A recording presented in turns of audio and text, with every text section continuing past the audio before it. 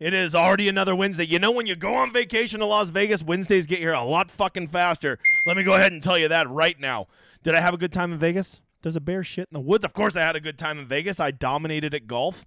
Not DFS golf for the first time in my life. I dominated at real golf. Normally it's 180 degrees the other way, but you know what? I said, while in Vegas, let's mix it up. Let's suck balls at DFS for a week and kill it at real golf. It was a nice change of pace, but this week I think I'm going to go back to sucking at regular golf, and we'll start hopefully killing some DFS again because I want some more of those Fantasy Golf World Championship tickets.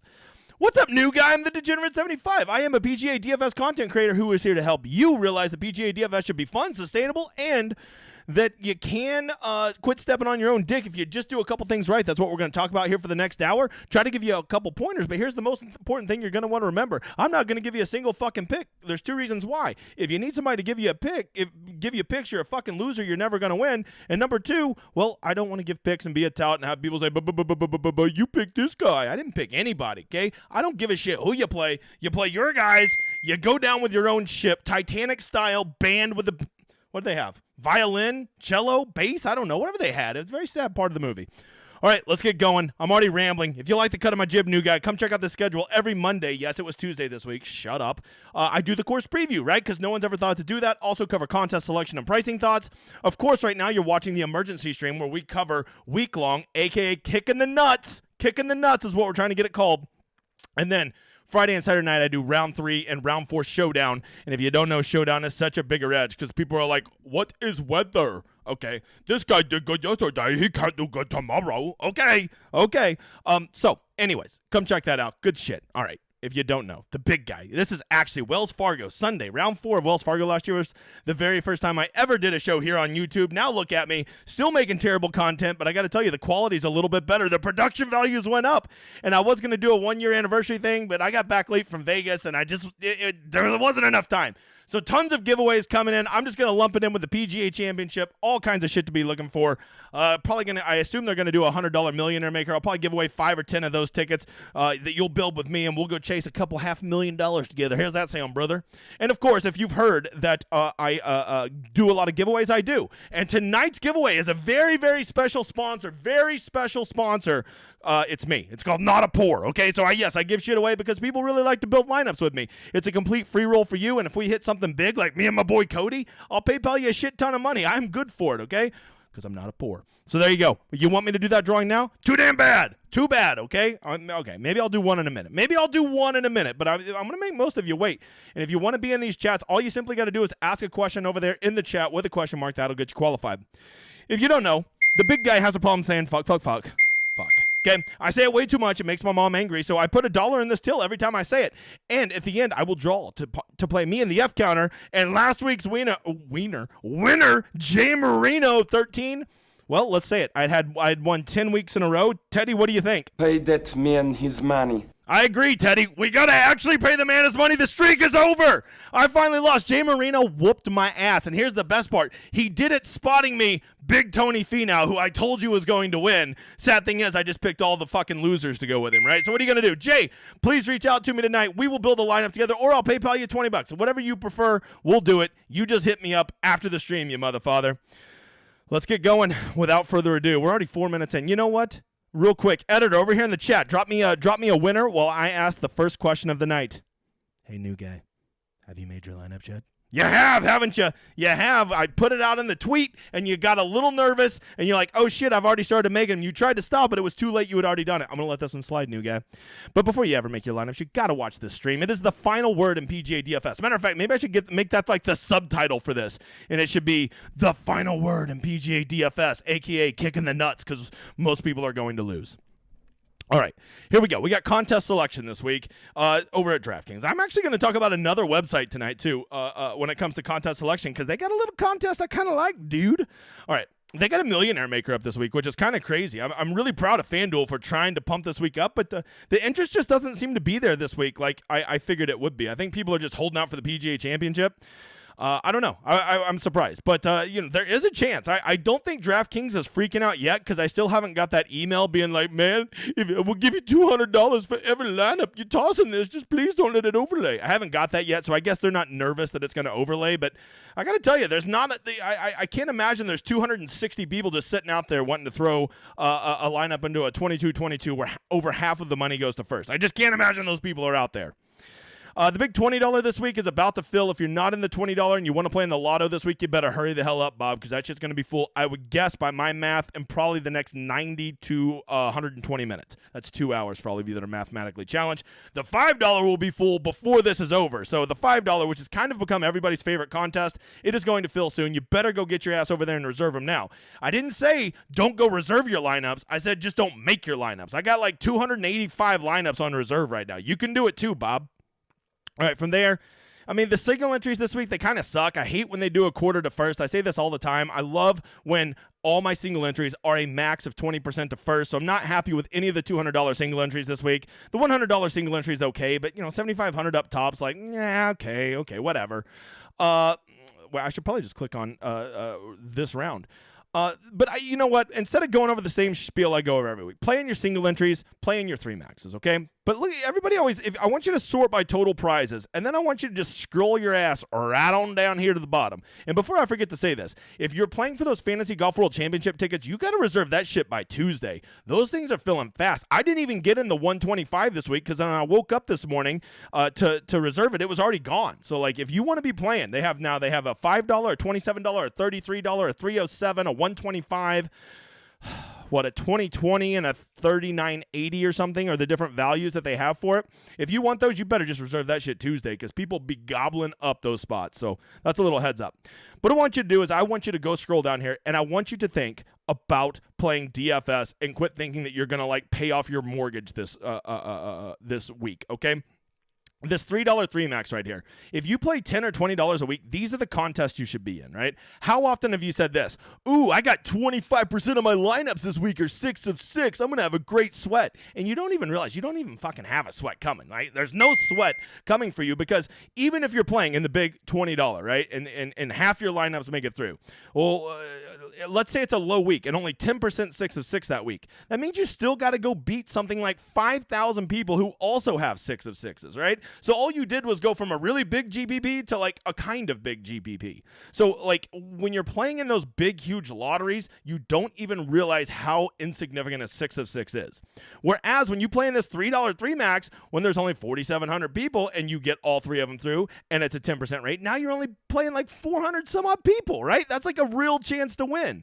So quit always thinking that you got to play in these big, massive fields and just realize that if you turn $20 into 1,000, your ass is going to be dancing naked in the street. You'll be so excited, right? It won't even be about the money. It'll be about winning, and the money will just be the nice bonus on top. This $5 single entry, right? Like we're only talking 2,300 people. If we're talking a 6 of 6 rate of 10%, you only got to beat 230 people over the weekend, assuming you're one of those 6 of 6s.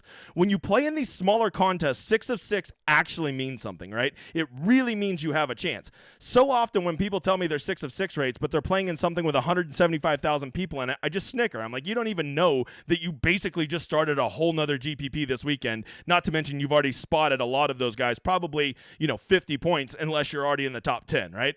So like you got to quit getting so excited about 6 of 6s if you're not playing in the right contest. Quit always chasing this dream of, ooh, I'm going to win all this money. I'm going to win $100,000 because go ahead. I hate to be this guy. You're not going to fucking do it. All right. So quit chasing them and play in reasonable tournaments where when you hit a good lineup, you can still win a good amount of money, right? Because to win those big lotteries, you got to hit the stone cold nuts. And there is a very good chance that you could build 10,000 lineups over the next several years and you would never even come close to sniffing hitting the nuts. Just know that. It's a mathematical certainty.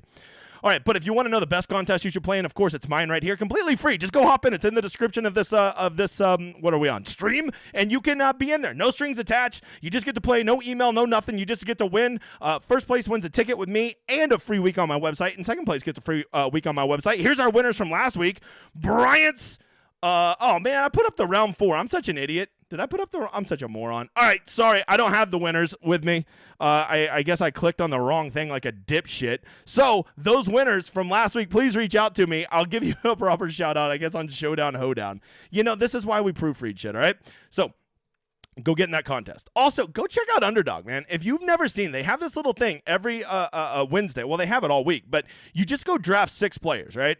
And you get over there, and it's like, it's the same thing. It's the same scoring. You want birdies. You want guys to do well at the tournament, right? But instead of it being on a salary, it's all draft style. So if you want to play that contrarian lifestyle, it is so easy to go over there and build lineups that nobody else is building because everybody just looks at ADP over there and just drafts the same fucking ass clowns in the same fucking order every fucking time. And it's really, really stupid. So what I encourage you to do is go over there and check it out, and don't just go off ADP. Have some guys in the last round that you can grab that are a little bit different. And it's a really fun tournament, $2,000 up top. Oh, and make sure to use my code Degenerate75, and it will get you a 100% matched bonus on up to your first $100, right? And if you do that, I give you a free week on my website, which that's worth the price of admission. All right, new guy. Second question, redemption time. What's the first thing we always check at PGA DFS? Okay, I'll give it to you. Yeah, it's the weather. That's right. Okay, I know. I don't know what the hell rain means, but all right, weather. Okay, good enough. Okay. It's getting a little more complicated, right? It looked like all week I've been hearing people say there ain't going to be nothing, and up until today, I kind of agreed with that assessment. Oh, ain't no weather this week. Let's not even factor it in. But I think that is not quite the case anymore. I think there is a little bit of weather to be played here and to consider. The first thing we're going to check is Thursday, because obviously Thursday we're going to have the most accurate, reliable projections, and it'll give us an idea what we're going to do. If you look at this, it does appear as though some nice little gusts, nothing too bad, 8 miles sustained, up to 15, 16 mile an hour gusts are going to show up in the afternoon, right? But it is only going to be 70 degrees tomorrow, so I doubt the course gets too baked out. You still will probably have chewed up greens from assholes walking on them all day, right? Patrick Cantlay sitting there shuffling his feet 58 times. That leaves a lot of indentions on the greens, I've heard. But the morning is going to be absolutely perfect as far as wind. The only thing that concerns me about tomorrow morning is it's going to be balls cold. When the first group goes out at 6:50, it's going to be like a cool 43 degrees. And I mean cool 43 degrees at that time. So, you know, I usually the cold can affect scoring, right? Cold and rain and wind all affect scoring. So really, the perfect time to go out tomorrow would be around 9 o'clock. I think that's going to be about the nuts conditions, okay? But how does that affect us in our strategy for week long? Well, that would kind of depend on what Friday looks like. And let's go check out Friday. I'm going to switch towers because I know which one's better from 24 to 48, and I'm filthy fucking rich and can afford the $18 a year for a Wendy.com subscription. As you can see, for Friday, well, early they were it looks like it's going to be a little gustier in the morning, 16, 17, 13, 14. Not a lot of wind, but it's going to be cool, 50s. It's going to be in the 50s all the way till 10 o'clock, and you're going to have some winds. So what am I thinking? Well, I'm seeing a chance at some gusts when I look at the 24-hour, and I'm seeing some chance Thursday afternoon, and then I'm seeing a chance at some gusts Friday morning, right? Whereas Friday afternoon looks beautiful. No gust, sustained 5 mile an hour winds, that same 70, low 70s temperature. I think it's going to be pretty ripe for scoring. Am I telling you there's a huge weather edge this week? Not a chance, Bob. Not a chance, right? Am I going to weather stack? Not at all. But here's what I am going to do. As of right now, and of course I will wait because I am the sweatiest of sweaty tryhards when it comes to weather, right? I'll just be up being like, oh, the weather, I need to check multiple projections at like 10 o'clock. Okay, it's a weird thing I do. And if I see that these projections are being confirmed, then I would, especially when it comes to my scrubs or my guys that I'm pretty indifferent from, I would have a slight lean towards AM, PM guys, right? And to be even more specific, I would really like AM guys who go off late on Thursday, right? Because if they go off late on Thursday, that means they'll go out even earlier on Friday for the afternoon wave and will be on slightly, better conditions for a little bit, right? So that would be my slight lean, right? The later they can go out for the AM, the better. Now, please hear me on this, and I will die on this hill. When it comes to studs, it don't fucking matter, Bob. It don't matter, okay? If you're like, well, I wanted to play Xander, but now that he's on the wrong wave, I can't play him. Bro, that shit don't matter. I'm telling you, it might be a half a stroke, maybe a full stroke at most difference. And I'm telling you with the studs, it just doesn't matter. Now, if you're between two $6,800 scrubs and you can't decide who to fill out your lineup with, you're not in love with either of them, that is when you do it, okay? I can tell you right now, my player pool will consist of players of both PM and AM, and PM AM and AM PM, right? I will have both. I will probably have more AM PM just simply because I'm going to break all my ties with that. But I'm not going to be like, I have to play all weather waves, this guy. I'm just going to use it to whittle down my player pool. I'm going to probably end up with like 40 players in my player pool, and that is far too many, and I'll just start axing guys using that and, factoring in things like, are they a fucking loser, for some reason if Patrick Rogers found his way into my player pool. So that's what I'll be doing for weather, but of course, all of this is dependent on what I see tonight when this updates, because it updates 9 o'clock Lord's time zone. Hey, speaking of which, I still got to make 300 lineups tonight, not to mention all the winners of these contests, which I totally skipped over the winner over here earlier. Who won earlier? I didn't even see. Who did the editor pick? Oh, Billy, or Bill Billy. What a name, Bill Billy. There you go. You're our first winner. Totally forgot that, man. My bad. How am I going to make all these lineups tonight? How am I going to continue to win all these GPPs and getting all these top 10s and having all these nuts lineups up there? Simple. I'm going to use the solver, which takes my player pool, makes the best version of it, uses my projections, uses my ownership, and produces the best versions of my player pool. I get them in the right contest, and boom, the magic happens. Does it always work? No. But do I win a lot more than I ever have? Yes. Okay, because an optimizer doesn't think like me. It thinks, ooh, this line, I'm like, ooh, I can't play those two together. That's too nasty. But then it just puts them together, and I'm like, ooh, I like that. And so that's what it does. If you're interested in it, you want my projections, you want my ownership, or you just want the best optimizer out there, simply go use my landing page right there. You see that little showdown, hoedown symbol? Use that. That will get you access to all of it. Are you thinking, man, I can't afford $100 a month? Well, don't worry, bro. $25 a month for an optimizer, laughable. If you're making more than 20 lineups per slate, hell, per week, do yourself a favor and go check it out. I promise you won't regret it. All right, let's get to ownership. If you don't know, the big guys are real sweaty, try hard. Weather and ownership, that's my thing. And I've been fighting this battle for years now. Everybody's like, the chalk always gets there. Well, first of all, the chalk actually did get there last week, right? The Mexico Open was probably the biggest chalk killing it week I can remember in the longest time. Like, I've been looking like, why have I been running so good for the last 3 months? And the answer is pretty simple. The chalk just keeps fucking off. And when the chalk fucks off, I tend to do very well, right? But last week it got there. All of it got there, right? Rahm got there. Finau got there. Jaeger got there. Vince Norman got there. They all got there, right?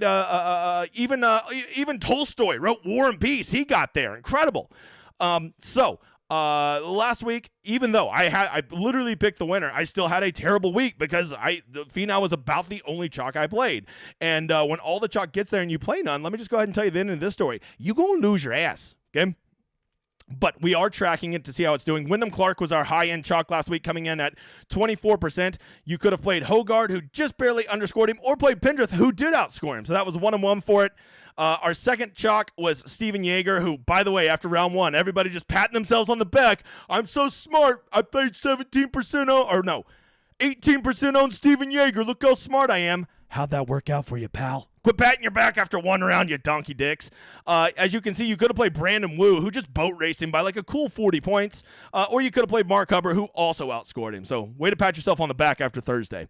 And lastly, Vince Norman, the Viking, the one man I said I wasn't going to play at 12%. Don't regret it. You played him, but instead I played Cameron Champ and EVR, okay? And Cameron Champ killed him, and EVR was on pace with him. So overall, it was a 3-3 week. And if you want to know how it's looking for the year, you can see it is almost 50-50 now. Almost 50-50. It is 49.3 to what would that be? 50.7. That is our official, and that is through 24 weeks of tracking this, right? So even when the chalk gets there, it's still, you could have just played pivots and been better, okay? And don't even get me started on War and Peace Tolstoy, okay? Yes, I know his name's probably Toasty or Tustai or Testes. I don't know, but I'm just going to call him Tolstoy because I want to, and the last time I checked, it's my fucking show. All right, let's get to the 10 highest owned guys this week, okay? If you don't know, outside of weather, ownership impacts success in PGA DFS more than anything, okay? It doesn't mean that you don't play guys simply because they're high owned. It just means when you play them, you need to be aware of what you're doing with your lineups. I played a disgusting ass Tony Finau last week at 30% ownership because I knew his dumbass was going to win. And so what I do is I'm like, all right, well, I'll play this donkey dick Tony Finau ownership because he's going to win, and you have to have the winner almost 99.9% of the time to win GPPs. The key is every time I put him in a lineup, I would make sure to have at least 2 big pivots in there with him to make my lineup significantly different than everybody else's. Sadly, it was a week where I did not nail everybody down there because all the chalk got there. So pivots weren't so great for me. At least my pivots weren't so great. So let's talk about this week. Let's categorize these guys. If you don't know, we've got 3 major types of chalk, right? We've got donkey chalk, which means if you play it, you're a true donkey dick, and you need to be aware of what you're doing. We got chalk, which is like kind of gross, but like I get it. It's not so far out of line that it's unreasonable. And then there's just okay chalk. Like I don't even really call it chalk, but if you want to use that term because you don't know how to use it, then fine. We'll call it okay chalk, okay? So that's our 3 kinds of chalk. Let's go through. Cam Young coming in at a smooth 27.8%. I would bet good money him or Victor Hovland. Him and Victor Hovland will be number 1 and 2 in ownership. I don't really even think that's a very debatable premise at this point, right? So Cam Young coming in at a cool 28%, basically. He's 8,700. He's playing great. He bombs it off the tee. He's trending in the right direction. He's due for a win. Everything about him's great, right? That don't matter, Bob. When you're 28% and there's guys right around you that are literally 1/3, you, sir, are the definition of the man's donkey chalk, and we don't play donkey chalk. We don't do it except when we do. Except when we do. Look at me. Hey, new guy. Except when we do. Okay? Let's see. From there, Victor Hovland coming in at a smooth 25.2%. All right, well, if you don't see this one coming, Victor Hovland at 25% is probably a little underpriced. He should probably be 9,700. Much like Cam Young probably should have been about 9,200. And when you underprice good players who are ball strikers, and of course where the only narrative is you have to be a good ball striker, well, then you know what's going to happen. And everybody's going to go to him, right? And Victor Hovland, let me just go ahead and tell you, he'll be -4 through the first 7 holes tomorrow, and all of you guys will be patting yourself on the back just like you did with Jaeger last week. And then you'll remember one thing, that it's fucking Victor Hovland, and he's going to not finish. He can't put 4 rounds together. So, enjoy that. But in the meantime, the man's donkey chalk, and we don't play donkey chalk. We don't do it. Except when we do. Except when... Down. All right. Justin Thomas. Justin Thomas is a gross mispricing. Should be about 9,600. He's 8,900. He's not even playing that great, but people are smart enough to know that long-term talent you just buy on Justin Thomas. But when he's 22% and you have guys directly next to him coming in at 1/2 that ownership, he is, by definition, even though this is DraftKings doing this by mispricing him, but they're leaving me no option. Justin Thomas, the man's donkey chalk, and we don't play donkey chalk. He is donkey chalk, and no, we don't play him. We don't play him, except when we do. Now, this one surprised me. I really thought Rory McIlroy was going to be the highest owned player this week due to the fact that A, people love fucking losers, and B, that he has an incredible course history here. And, he like came back from a break from like a little mental fatigue and he's like back now and stuff. Okay, whatever. But honestly, I think when people started building their lineups and they started seeing what the optimizer spits out, you have to realize that more and more of this PGA DFS industry is relying more and more on projections and optimizers. And when you do that, it is not going to put an $11,100 Rory in a lineup. It's going to start with Young, Hovland, and Thomas. And so when that is how lineups are being generated, then you got to know that Rory McIlroy, who I thought would be pushing 30%, might actually eke under 20%. And it is with great surprise I am saying this. I believe Rory McIlroy we're only going to classify as chalk, right? Like, okay. I mean, like, that's the part of the ownership is just he's the highest owned price guy. Anytime the highest owned guy is under, 22, 23%, it's hard to ever call that donkey chalk because they just naturally get clicked on because they're the most expensive. But he's really not out of line when you compare him to the other guys up there, specifically Cantlay, right? Speaking of old dickhead Cantlay, right here, coming in at a smooth 20%. Also a guy that I think is a victim of the optimizer revolution going on in our little community here. People started building lineups, and the optimizer doesn't want to throw in $10,500 Patrick Cantlay. It wants to throw in all these really, really juicy, nice plays in the 8,000s and 9,000s. And when it does that, Cantlay, a guy that I was for sure would be 25% this week, is just not going to get there. So, so my model says. And so because of that, I think he also, amazingly enough, I think he's just chalk. He's just, I don't love it, but that's not that bad. If you want to play Cantlay, you want to play Rory, I think you go ahead and you play him. Just do me this one favor, new guy. Just play him at 2x, right? If you're going to play Rory, just get him in 41% of your lineups, and I think that now you have leverage on him and you're justified to play him. You want to play Patrick Cantlay, go ahead. Just get him in 40% of your lineups. I think that's the rule. That's if it's okay to play chalk, just make sure you still have leverage on him in case they do well, right? Plus, those guys both have incredible win equity. I think they're 1 and 2 in my win equity model this week. Sung JM, another one that I think is just a victim of there just being so many good values in the upper 8s and lower 9s that his ownership, who I thought would be out of control, is, it's not low, but it's not ridiculous. So I think Sung J kind of just falls in the same camp. He's just chalk. He's just chalk, right? And I think on that same note, we can just go ahead and put Tyrrell Hatton in there. These are all guys that perform well at long, hard courses and who are all underpriced. But because there's other guys who are more grossly mispriced than them, he's just ad chalk. He's just ad chalk. And something I want to point out right now is this is the weirdest week of ownership I've ever seen. There was not, once you get below, who's the last one? Maybe Gary Woodland is the last one that's really gross. Once you get past him, it is like straight flat ownership down there. So if you got hot takes from $7,500 and below, you're going to have a great week because you don't have to get off anybody. You play whoever the hell you want. And really, I mean this very sincerely, not a single person is really out of line down there for what they should be ownership-wise. So if you got your hot takes at 7,200, 7,300, 6,800, just go play those guys and don't even worry about the ownership because ownership is so flat this week. I think it's because outside of a couple guys up top, DraftKings did a pretty good job pricing. I think it's also because it is such a deep field. There's a lot of really good players that are down in the 7Ks, and it kind of it waters down popular players who are too good to be there. I think it's a confluence of reasons, but for whatever reason, this is the most flat ownership week I can ever remember. When you got a guy like Tony Finau at 10,200, yes, he is probably going to be the 8th highest owned guy, but that is largely just due because of where he's priced. He is coming off of a win. I think if you want to play Tony, you feel pretty good about it, and you just call that good chalk, all right? Because it is not that big of a deal to eat 16% for, what is he, the 4th highest priced guy in this field? Jason Day, he's kind of right there. It's just Jason Day, so I'm never going to call him okay chalk. So we'll just give him ad chalk. And I think Spieth's a lot like Tony. I think if you want to play Spieth this week at 15%, you should be very excited because I thought he would be another one of those guys that would be around 22%. And the ownership just isn't coming in this week where I thought. So if you even want to call 15.1% chalk, you go right on ahead. But I'm going to call it good chalk, all right? But then we get down to these two guys. Anytime you see your honorable mention, always be aware. And when I saw Keith Mitchell and Gary Woodland, I was like, those two, I think I said it on my Monday show, which I did on Tuesday. I said Keith Mitchell is going to be chalk. And he is. And matter of fact, I think he is going to be the guy that gets steamed up tonight because people are going to realize, oh, my optimizer likes Keith Mitchell because he wears a visor. Okay, whatever. But I'm just telling you, Gary Woodland and Keith Mitchell are both significantly higher than guys right around him. I think players that are actually better than both of these guys are coming in at half the ownership. You go play those two. I'll do some other people, but in the meantime, these two guys, the man's donkey chalk, and we don't play donkey chalk. The men are donkey chalk, and we don't play donkey chalk, all right? Which brings me to something I have been meaning to hit on for a long time. I get asked this question more than any other question in PGA DFS.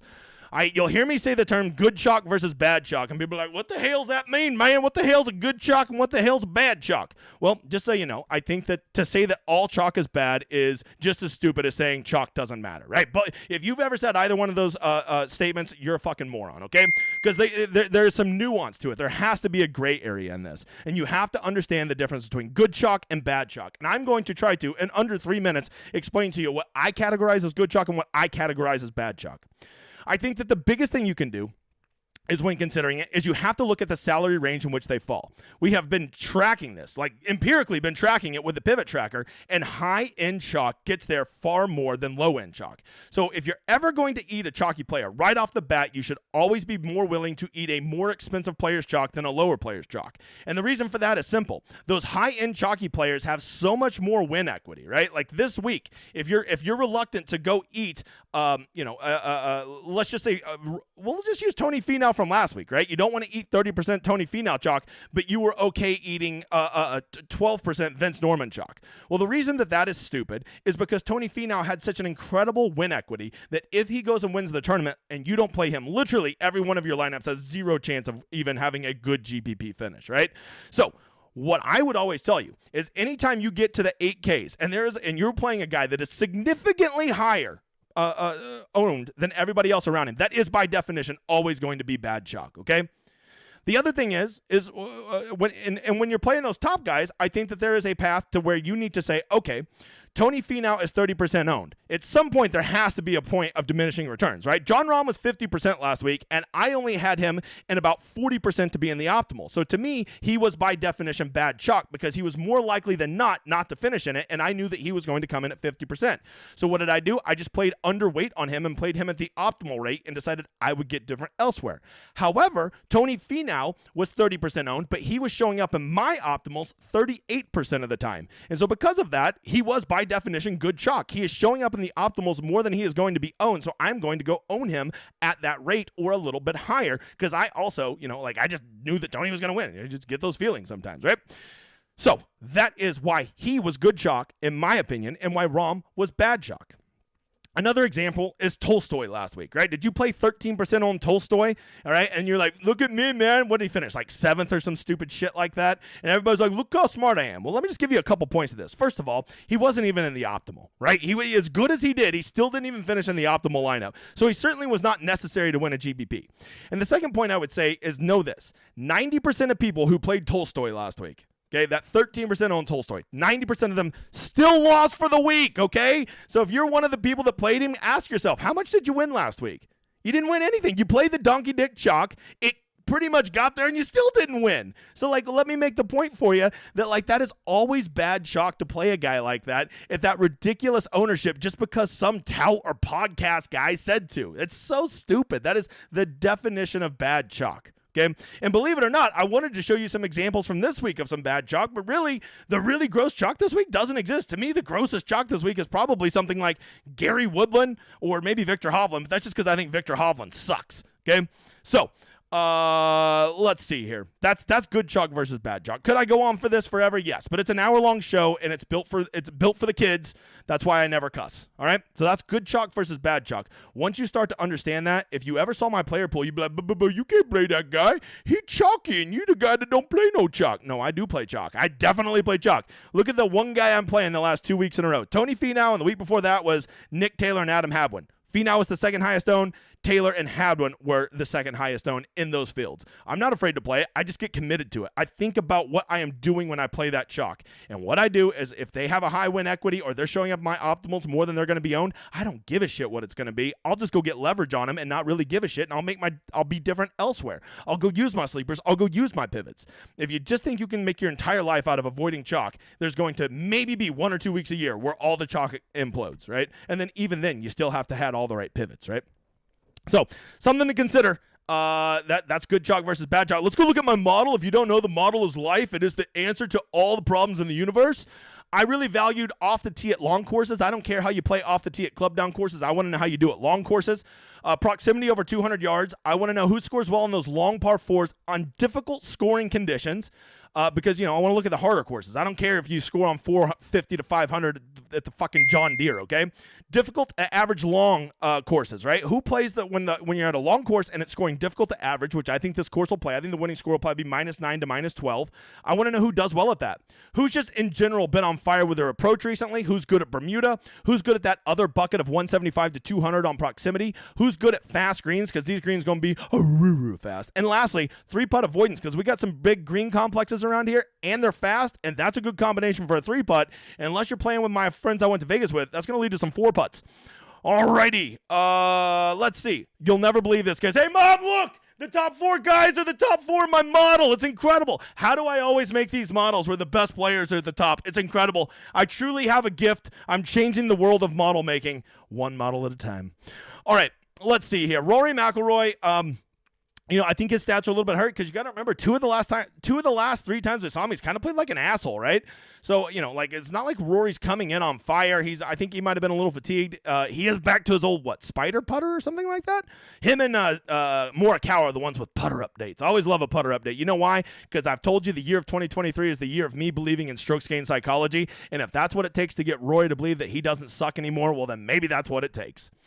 Xander Schauffele, number 1 in the model. Incredible to me that he is coming in at such low ownership. Xander, he's just getting squeezed. He's too expensive, first of all. He should be like 10,300. And then he's sandwiched between Cantlay and Rory, one guy who has incredible course history, one guy who is coming in with really good form. So he's just going to get squeezed.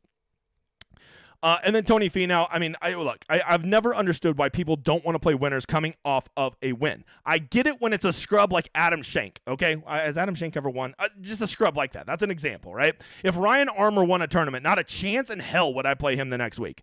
But Tony Finau ain't that guy. Matter of fact, I think the last time he won, he turned around and won again right after that, right? Wasn't that the something and then the 3M, right? I watched it on Netflix.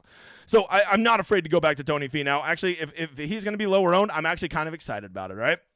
All right. Plus, you know what? Maybe he celebrated last week. Kid 95 is on the way. Maybe. Morikawa, overpriced. No one wants to play him. I'm just telling you, the guy, his tee to green game has not been that bad. He's just bad on and around the greens, but now he's going back to what? The claw or something? Whatever putting grip, and maybe that'll fix it. And you know what? These guys, they're incredible talents, but they are all about mental midgets, right? They're all the height of Brian Harmon when it comes to their mental aptitude, and the littlest things can get their minds right and can get them playing. If that's what it takes, give it to me.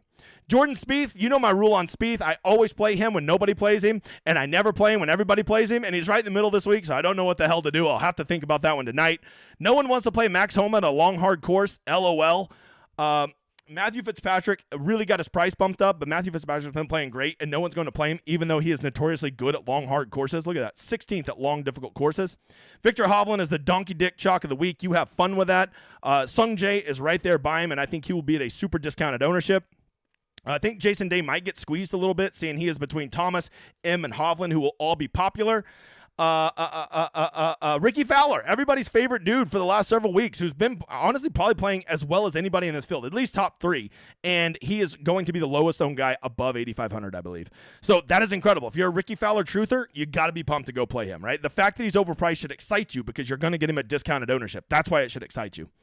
From there, Sam Burns, Tyrrell Hatton are going to be very popular. Both these guys are getting a lot. No one's playing Tom Kim. No one's playing Tigala. No one's playing Lowry. No one's playing Harmon. No one's playing Kuchar. So this is just a tremendous pivot range right down here, right? This low 8K range is a way to really get different, right?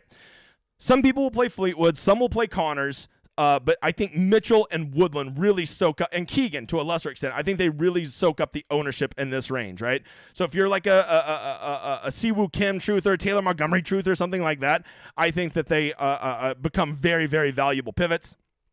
This low 7K range, to me, is where I really want to make my hay this week. I just can't decide on any of these motherfathers, right? Like, there's like a whole bunch of them that I'm like, okay, I kind of see that, but like I'm not married to any of them. But I know that the way I want to build my lineups this week, my roster construction is going to involve me getting down here quite often. So because of that, I'm going to have to do a little bit of research, and I'm going to have to dive in there and be like, okay, well, I guess Harris English does like rope hats, and I'm wearing a rope hat, so I guess that's good enough. All right.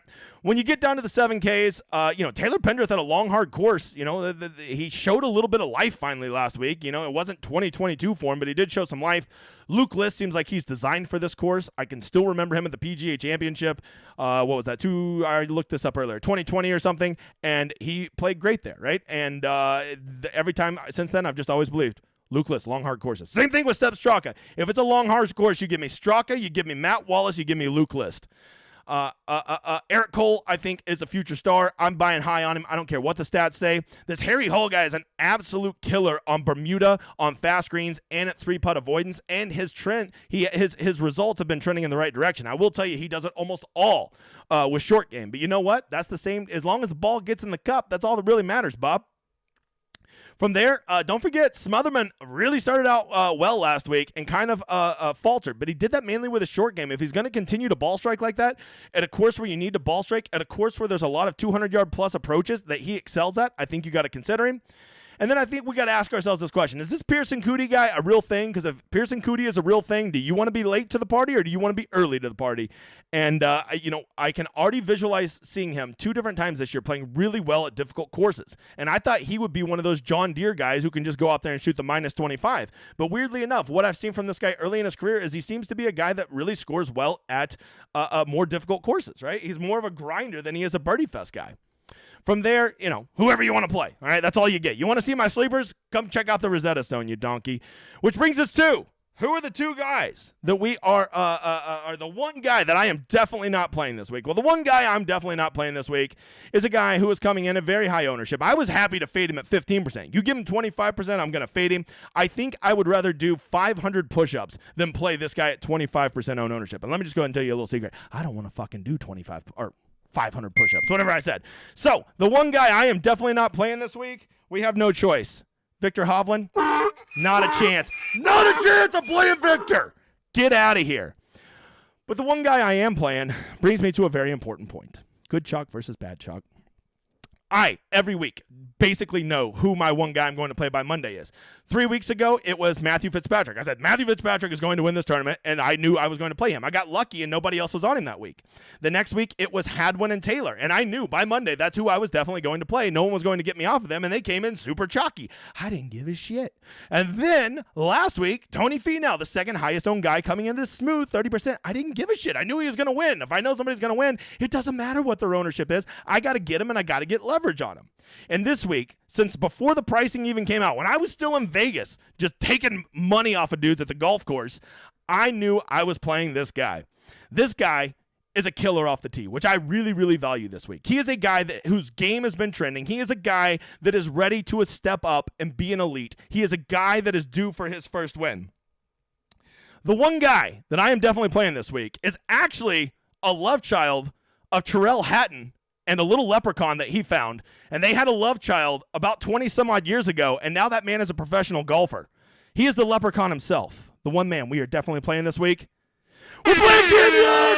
We're going to play Cam! I don't care that he's the highest owned because he's going to win, and I'm going to play him, and you're going to deal with it. Am I going to play all the chalk? No, I'm not. But I'm going to play his little leprechaun ass, and he's going to win just like Tony did. And when he does, I'll have more leverage, so I'll still be fine, brother, and I won't play all the other donkey dick chalk like you're going to, and that's how I'll be different. Who's ready for the drawing? Well, before we do, just know that you need to come check out dgen75.com, the fastest growing community in PGA DFS. We have a great community full of positive people, no assholes, no pricks, just fun, and we win a lot. Check out all my winners from last week. We got Jim and Crack Drafter and JS and Eric and Yanni and Peach, Depositive, Jim again, Ricardo, Jay Bonzo, Randers, Seacorn, my whole crew. This is every week. This is just last week, right? Which I was in Vegas, and they still won.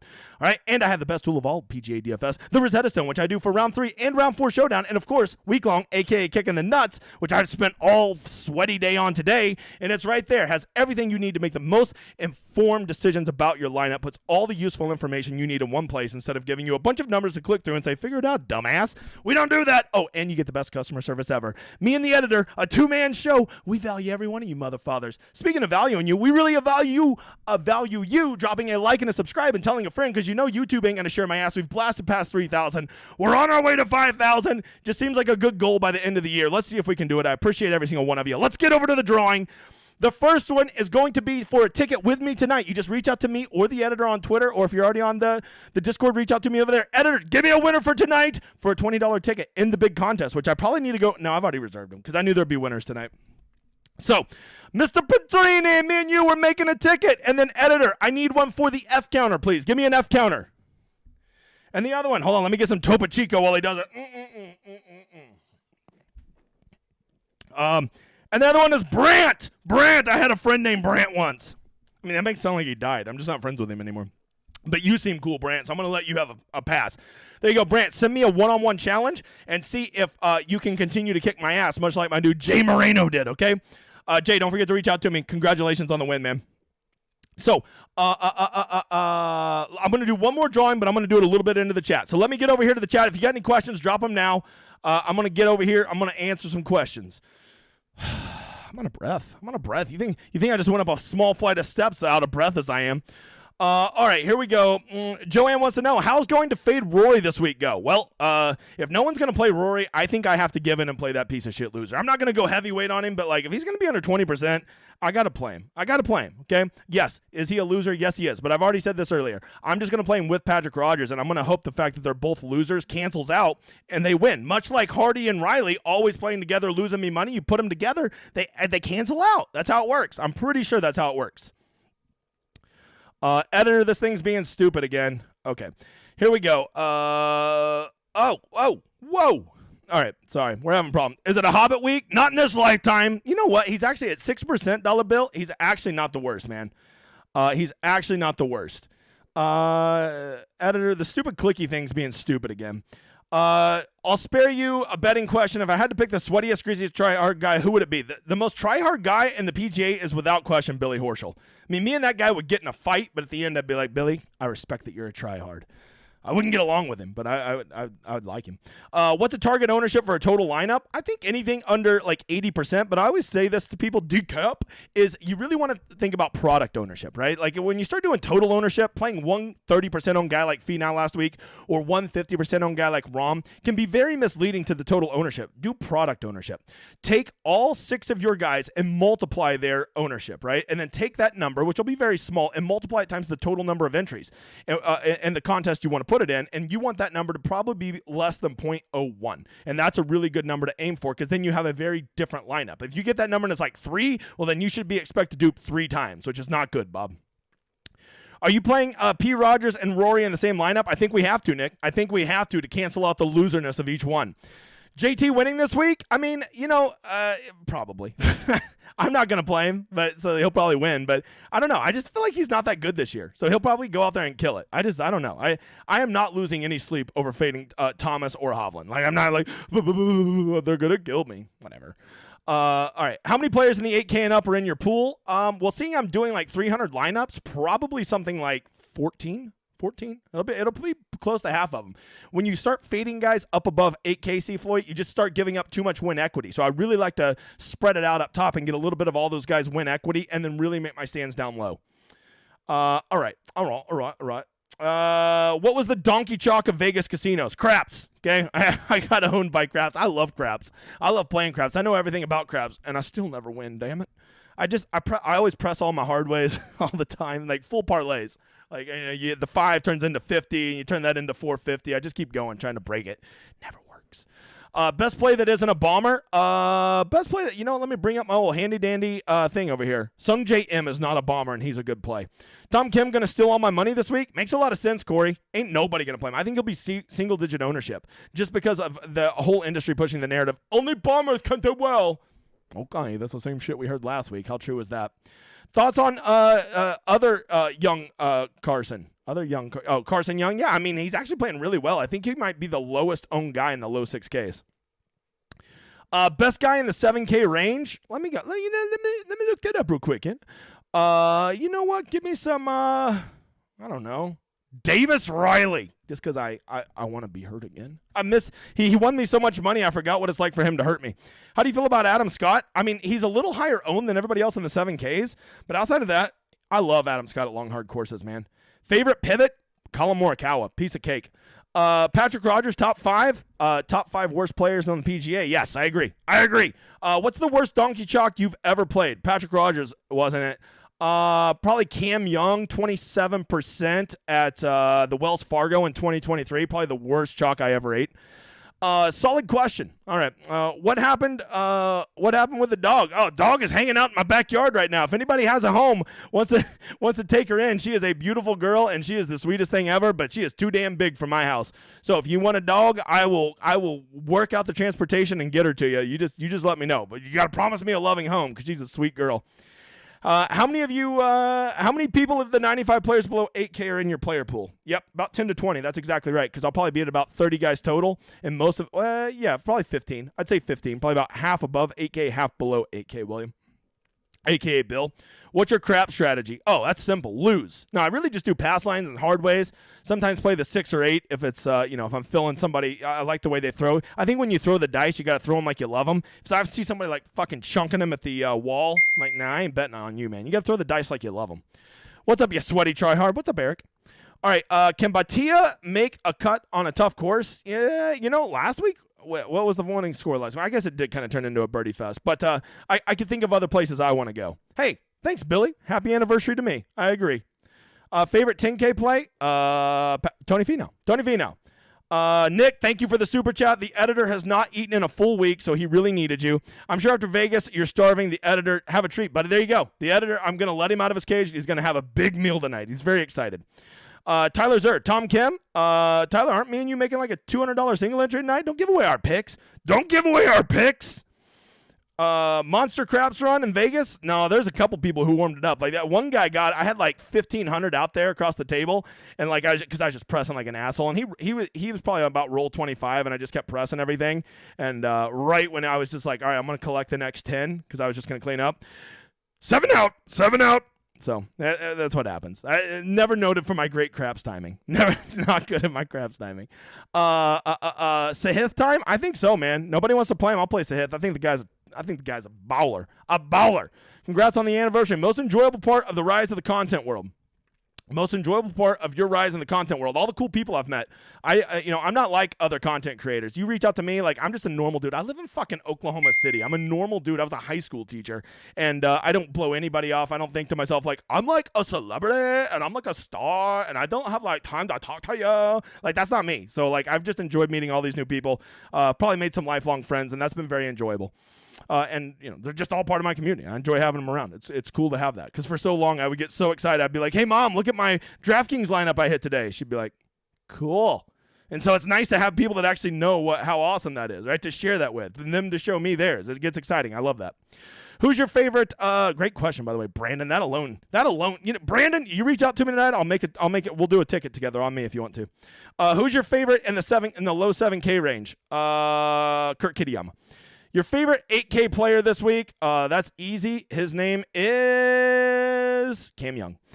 Moving on. Rory and Cantlay this week. I was going to fade them both, but they're not coming in as chalky as I thought. So I don't know where I feel now. I almost feel like after I did my final ownership, I have to rethink my strategy there, Brett. Excuse me, James Moran. What's your better contrarian build? 2 10Ks or no 10Ks? Oh, 2 10Ks, no one's going to have that build. That will be people want to get into that 8, 9K range. If you start with 2 10K guys, Jordan, you're going to be super different than everybody else. Super different.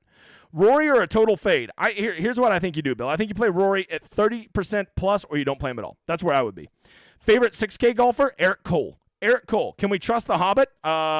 Well, you can trust him to, kill your dreams. Your dreams are going to come up a little short playing him because he's not tall. All right, Spieth winning this week. Honestly, maybe. The fact that he's 15%, he wasn't even on my radar till I did my final ownership. I'm like, well, shit, I guess I got to play Spieth now. Damn it. Sam Burns this week. I was thinking Sam Burns was going to be my tricky 8% owned guy, but like he's legit getting some ownership. Like I think he's going to be like 16%, which is crazy for Sam Burns. He's actually playing really good, so I still might eat it. But I thought he was going to be like the easy, here's my 8% pivot guy. Cordell, don't recognize the name. Welcome to the party, brother. 3 entry max play for 12 players fine using a core of 3. Yeah, I think so. I like to be closer to 10 because I also want some of those other guys that are in the lineups to be in 2 of the 3. You know what I'm saying, Cordell? How do you feel about Mr. Winner Sam Burns this week? I'm in. I mean, you don't have to convince me. I like some Sammy Burns. I'm always on team Sammy Burns. We totally fading Rory, right? I can't commit to that, Eric. I'm sorry. I can't do that. Favorite 9K pivot and up. The best pivot up here to me, without question, is Max Homa. Max Homa in a long, hard course and nobody wants to play him at 11%. Probably tell him. Get the fuck out of here. All right, best low-key pivot. Low-key pivot? Sahith Theegala. I think that's pretty low-key. Or are you talking about the bad guy from the Marvel movies? I don't know what that means. Hit the play button. Well, I don't know what did I hit the play? I don't know what that means, Brian, but I'm going to smile and nod. Okay. Hannah, thank you for the super chat. Very cool of you. Happy 1 year. I appreciate it. Feel like I've known you for 10 years, sister. Let's see here. Moving on. Who's going to a draw after lock? Whoever I play the most of. So probably Cam Young. That'd be so funny. That's how my streak ends. Favorite sub 5% owned guy. Well, I'm going to have to get down here. Guy that's going to be under 5% that I really want to play is going to be a guy that goes by the name of... I don't know. Who? God, I don't like any of these guys. I don't want to give away my real plays. Ricardo, I'll just tell you later in DMs. I don't want to. For the video, I'll say Pearson Cootie, but you know that's not the truth. All right. It's the final countdown. That is. I'm ready for some golf tomorrow, man. It felt weird not being able to watch it all weekend. And I'm ready to just be back to being a sweaty tryhard. Putnam or Dumpy Bow is the last guy in my lineup. Well, I would say that Putnam is probably going to be lower owned. Probably has a bigger upside. Dumpy Bow is going to be higher owned and offers a higher floor. So whatever it works with the rest of your lineup. Is Carson Young a good play? I think he's pretty good. Give me both the C Youngs. Victor the Victor, not in this lifetime, Zach. 200 lineups. What's your max player pool? 32. 32 is the most. I hate to get more than that, man. Just make stick with your ugly dudes down there. If you love you some Harry Hall, you go play some Harry Hall. Ben, how does JT look to keep sucking before people talking themselves into him? Why is it only 2 bad weeks before people have given up on Homa? Ben, I'm with you on both of these. I don't get why people keep going back to JT. I don't think he's himself this year, and I think Max Homa just in a little bit of a rut, and I'm not afraid to go back, especially at a long, hard course. A lot of Carson Young questions. I got that email. I mean, the only reason is the 22 I won that ticket for. Hey, yeah, Nuggets going to win $1 million. At the rate he's on recently, he'll win the $1 million this weekend. Who do you think is where? Do you think this is the week where a lot of chalk misses the cut? And what salary range you feel the most underowned? No one's going to be playing people in the lower 7Ks. Once you get below Gary Woodland, everything falls off a cliff. 7,500 and below, there is no ownership anywhere. Adam Scott, maybe at 7 or 8%. That's about it, bruh. That's about it. Does this field seem tailored to studs and duds? I think so. I think there's really good players in the 6Ks. But what I'll tell you, most people are going to do is they're going to start in the 9Ks, and they're going to get 2, 3 of those guys, and they're going to get a 1 or 2 8K guys, and they're going to finish with, like a Gary Woodland type guy, right? That's going to be the most popular build. So if you want to be different, I love studs and duds this week. Who you fading this week? Hovland. He a loser. Hey, Cody, you motherfather. Let's go win some more money. Are you going to be balanced? Stars and scrubs. Definitely stars and scrubs. For me, best play in the 6K range, Eric Cole. Thoughts on Buckley? I think I like Buckley. Buckley's really good off the tee, and I really value that, Mr. Complex Kid. He was just right here. Buckley, I love his game off the tee. He's good at difficult par fours. His approach has been solid. He's not a good Bermuda putter, but, you don't play Hayden Buckley for the putter, am I right? 3 max player pool size, 10.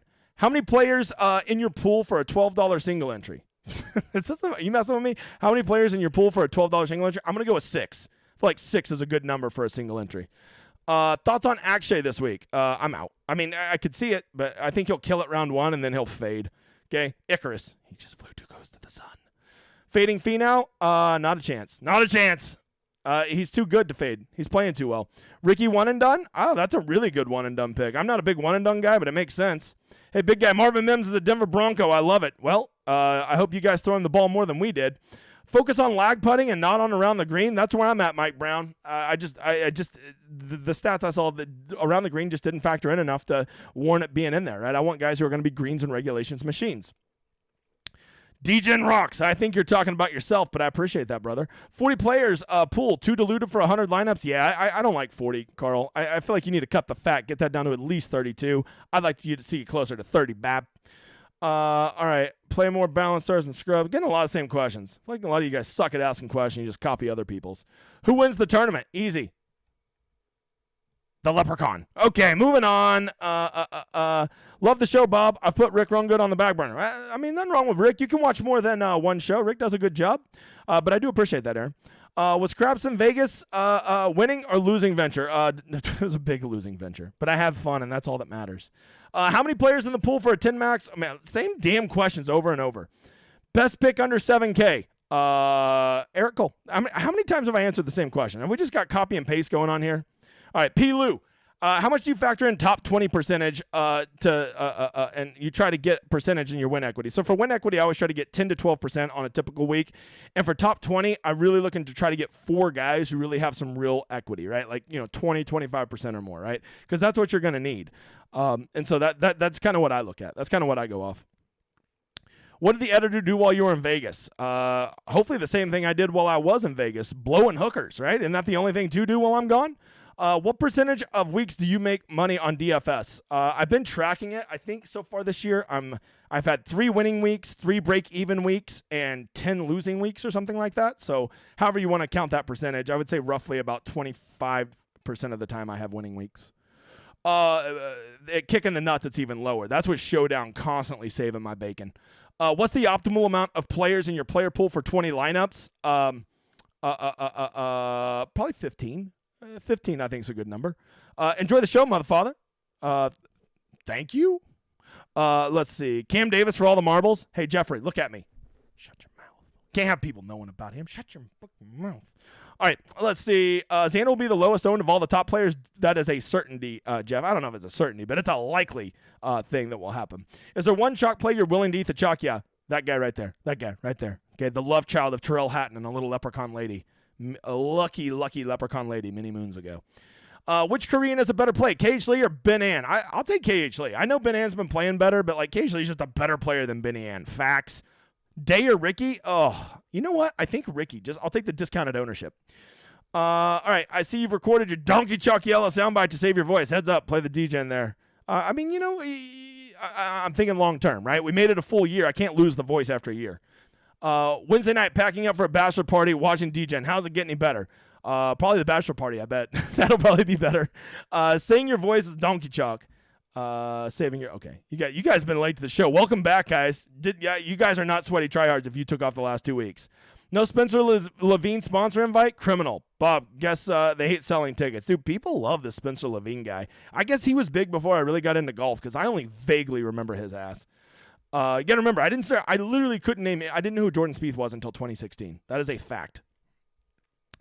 Which two would you pick in rain? I don't know, man. I'm sorry, I don't know anything about rainmakers, and I don't want to mess with you. I think my dude Michael Cavalunas is doing some rainmaker stuff.